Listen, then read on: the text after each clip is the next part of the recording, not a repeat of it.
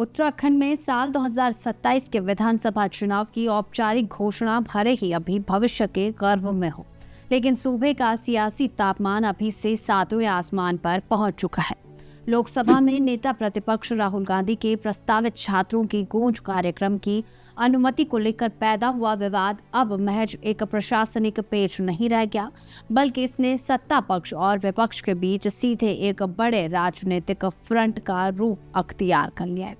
कांग्रेस जहां इस पूरे घटनाक्रम को विपक्ष की आवाज दबाने और प्रशासनिक तंत्र के दुरुपयोग का मुद्दा बना रही है, वहीं भारतीय जनता पार्टी से कांग्रेस की हताश और सहानुभूति बटोरने का एक नाकाम पैतरा करार दे रही है। आइए सीधे उन सांगठनिक समीकरणों और जमीनी हकीकतों पर बात करते हैं जो इस नए राजनीतिक गतिरोध के पीछे की असली वजहों को उजागर करते हैं। राहुल गांधी के देहरादून दौरे और छात्रों के साथ उनके सीधे संवाद कार्यक्रम की अनुमति को लेकर जो कानूनी और प्रशासनिक खींचतान देखने को मिली, उसने कांग्रेस को एक नया राजनीतिक हथियार दे दिया है। कांग्रेस के शीर्ष नेताओं का साफ तौर पर यह आरोप है कि राहुल गांधी की बढ़ती राजनीतिक सक्रियता और खासकर युवाओं के बीच उनकी मजबूत होती पकड़ से सत्ता पक्ष पूरी तरह से असहज हो चुका है। कांग्रेस का दावा है कि अगर यह कार्यक्रम महज एक सामान्य राजनीतिक गतिविधि थी, तो इसे लेकर प्रशासनिक स्तर पर इतनी रुकावटें क्यों खड़ी की गई।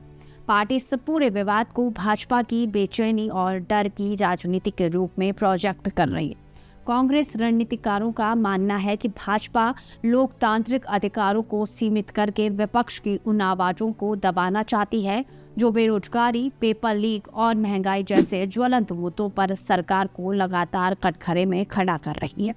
राजनीतिक विश्लेषकों के बीच यह चर्चा बेहद आम हो चुकी है कि भारत जोड़ो यात्रा और भारत जोड़ो न्याय यात्रा के बाद राहुल गांधी की राजनीतिक छवि में एक बहुत बड़ा ट्रांसफॉर्मेशन आया है। कांग्रेस अब उन्हें केवल एक राष्ट्रीय चेहरे के रूप में नहीं, बल्कि सामाजिक न्याय और युवाओं के हक में बोलने वाली एक बेहद मुखर आवाज के तौर पर पेश कर रही है। उत्तराखंड जैसे संवेदनशील राज्य में जहां पिछले कुछ समय में भर्ती घोटाले, पलायन, बदहाल शिक्षा और बेरोजगारी जैसे सवाल लगातार सुर्खियों में रहे हैं, वहां राहुल गांधी का यह छात्रों की गूंज कार्यक्रम सीधे तौर पर एक नया राजनीतिक नैरेटिव सेट करने की क्षमता रखता है। कांग्रेस का सीधा तर्क है कि भाजपा को सबसे बड़ा डर इसी बात का है कि अगर युवाओं और छात्रों के बीच यह सीधा संवाद कायम रहा, तो चुनाव से ठीक पहले जनता के बीच चल रही बहस की दिशा पूरी तरह बदल जाएगी, जिससे सरकार के विकास के दावों की जमीनी हकीकत पर सवाल उठने लगेंगे। सिक्के का दूसरा पहलू यह है कि सत्तारूढ़ भाजपा ने कांग्रेस के इन तमाम आरोपों को सिरे से खारिज करते हुए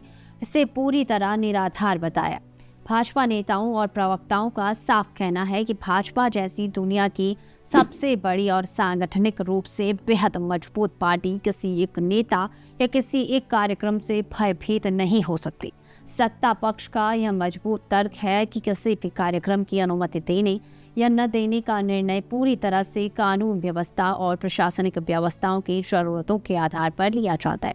भाजपा का आरोप है कि कांग्रेस अपनी कमजोरियों और सांगठनिक नाकामियों को छिपाने के लिए हर एक प्रशासनिक प्रक्रिया को राजनीतिक रंग से दे देती है, ताकि जनता के बीच एक झूठी और सहानुभूति बटोरी जा सके। भाजपा का साफ मानना है कि उनकी डबल इंजन सरकार के विकास कार्य जनता के सामने है, इसलिए वे किसी भी राजनीतिक चुनौती का सामना करने के लिए पूरी तरह से तैयार है।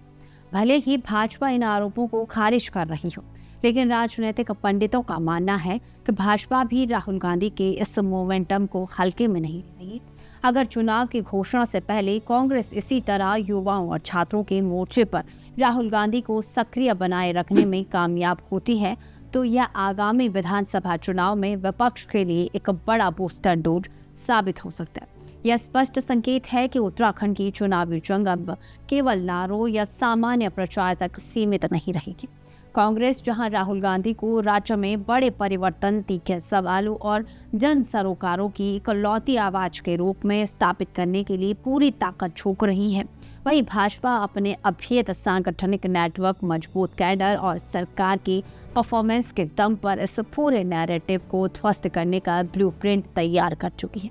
तो कुल मिलाकर निष्कर्ष ये है कि देहरादून के सड़कों से शुरू हुआ यह अनुमति विवाद उत्तराखंड की राजनीति में एक नए अध्याय की शुरुआत कर चुका है।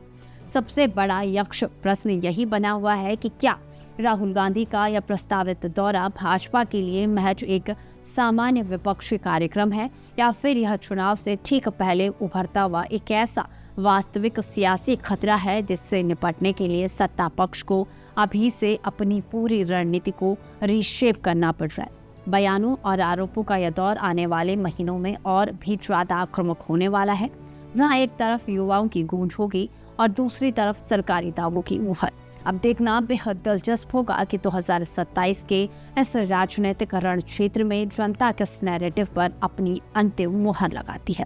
तो चलिए फिलहाल के लिए बस इतना ही। बने रहे उत्तर भारत लाइव के डिजिटल प्लेटफॉर्म के साथ और इस पूरे विश्लेषण पर आपकी क्या राय है कमेंट बॉक्स में बेबाकी से साझा करें।